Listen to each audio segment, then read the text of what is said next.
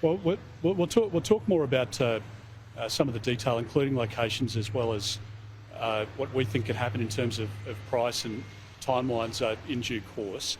I think the point that we're making at the moment is that Australians are paying through the nose for their electricity and gas bills, and they're going to pay more and more under Mr Albanese.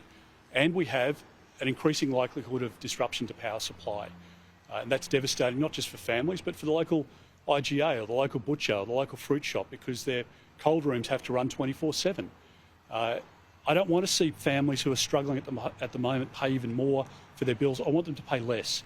And I want us to be able to firm up renewables in the system, and we can do that through the latest generation nuclear technology. We've said in relation to the locations that we're only interested in looking at sites where there is an existing brownfield site that has an end-of-life coal-fired generator asset. The beauty of that is that you can distribute the energy, the electricity, through the poles and wires that are already connected up to that site. The alternative that Mr Bowen and Mr Albanese are proposing is that there is 28,000 kilometres of new poles and wires that have to be rolled out for their policy to work. Now, to put that into perspective, you're talking about a $1.2 to $1.5 trillion bill. And the government's not going to absorb that. It's going to be passed on to consumers. So it's a massively important issue for our country to discuss. And if you look at what's happening in the United Kingdom at the moment, the Labor Party there is saying to the Tories, to the Liberal Party there, you've got to get more baseload energy. You've got to get more nuclear into the system, not less. And that's the reality of other markets where you can have a mature conversation. But we've got a Prime Minister who's too weak to have the discussion and too weak to stand up for what's in our national interest.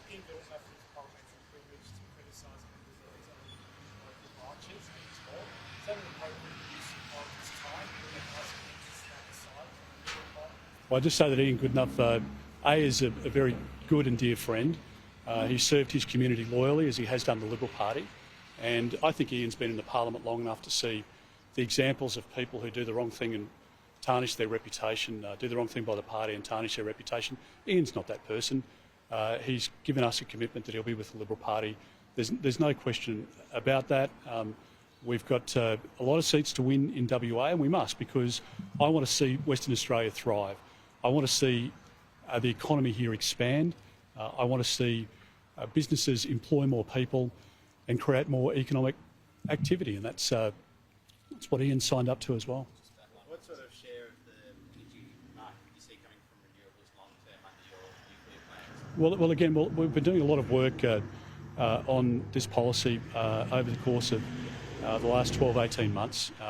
We'll release more of that detail in time, but it's clear now that next election is not just about the difference in prices of cars. So if you vote for Labor next election, you're paying $14,500 more for a Hilux than you will if you vote for the Coalition. If you vote for the Labor Party at the next election, you end up with a guarantee of higher electricity bills under a Coalition government.